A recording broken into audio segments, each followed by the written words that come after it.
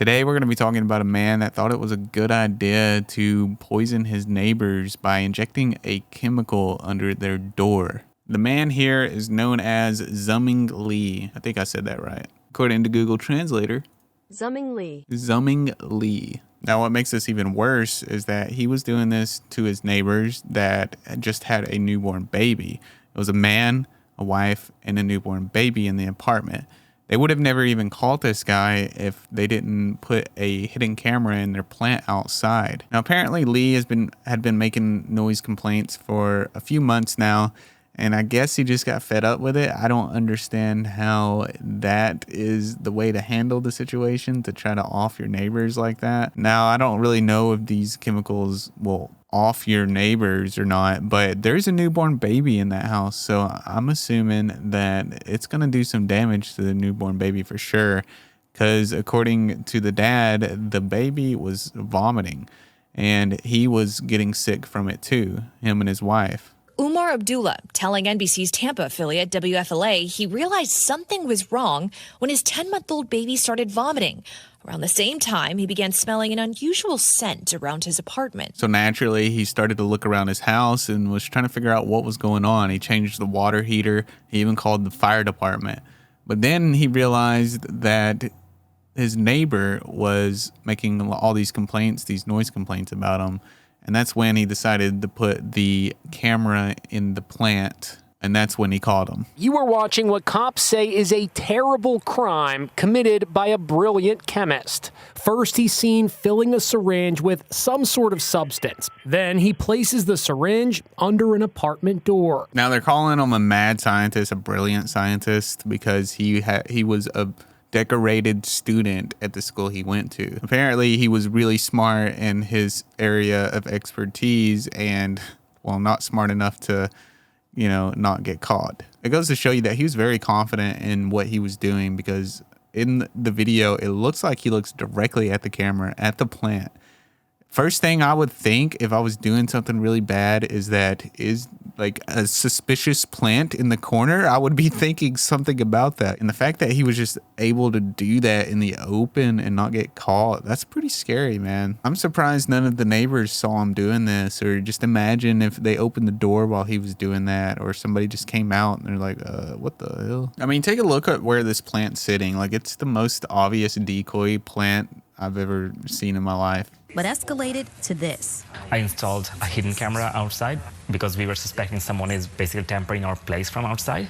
This plant was literally right outside his door. If that man would have just looked over, he would have seen that camera there. And something I forgot to mention, the symptoms they were experiencing were headaches, migraines, shortness of breath, and hair loss. Imagine feeling all those symptoms and being like, what is going on? It would be like torture in your own home. Oh, somebody just subscribed. I forgot to turn my alerts off on my OBS, but hey, that's a perfect time to plug. If you haven't subscribed yet, make sure you hit that subscribe button. We're getting super close to 4,000. I can feel it. It's right around the corner. If you do subscribe, thank you so much. Also, if you guys didn't know, we have merch down below. Check out the merch and see if it's something you're interested in. And if you do buy some merch, make sure you let me know in the comments as well. Now, Abdul says that Lee was getting mad over, footsteps. They were walking too loud. They were closing the dryer door too loud. Just everyday normal things. And this led him to create a chemical and inject it underneath their door to try to get rid of them. This is a situation that, had this not been ultimately caught, could have resulted in someone dying. According to a Tampa Police Department affidavit, a hazmat test found the liquid chemical agent contained both methadone and hydrocodone, both opioid pain medications. Now, it says they did a hazmat test, and I was doing some digging on Reddit and found some people talking about this, and they were saying that hazmat tests are not good. Like, you can test it on a kitty litter, and it can tell you like something in it is like really bad or something, which I understand. You probably don't want to eat kitty litter. So as you've seen, that doctor said that if this was to continue, it would have taken their lives. Now, some people are skeptical about that because they're confused. They're like, how is this gaseous? I still don't get how opioids are being injected into the home. Is it gaseous? The only thing I can think here is that he had contracted the poop out of it and the dose was ultra high. They would have to walk on it coming in and out of the apartment and then get it on their skin to start getting sick.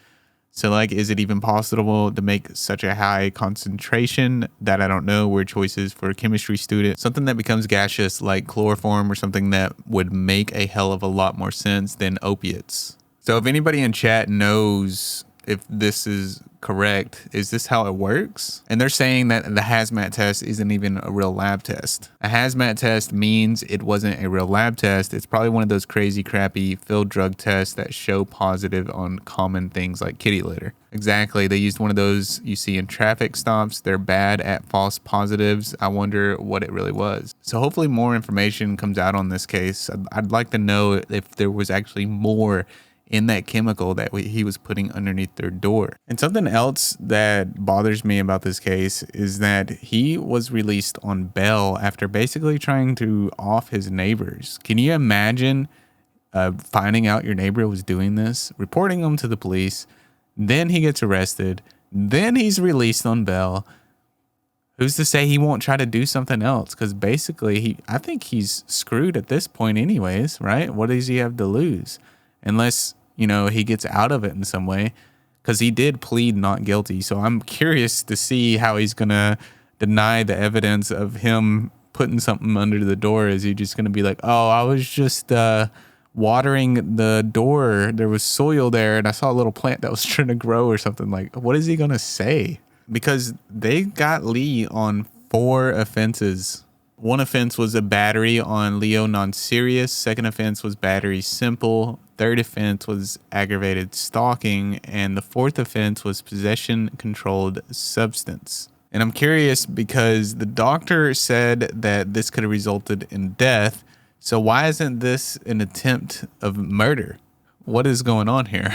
Clearly, I am not seeing something correct. Or either that doctor that we just seen was actually lying just to make it seem worse than what it is. I don't know. Honestly, I wouldn't put it past the news to lie about something like that. It's hard to trust a lot of the things you hear from the news nowadays. But if in fact they were going to die, then it just doesn't seem right to release somebody that basically tried to off a baby and poison the family and just to get them to quit making so much noise. He was literally trying to get rid of them so they wouldn't make any noise. What would happen if the next neighbors moved in and he did the same thing to them? Like, who knows how long this could have went on?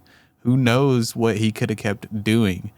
And depending on how much more he learns or what he gets access to at school, chemical wise, he could have created something even worse that could have affected maybe the whole building, more people.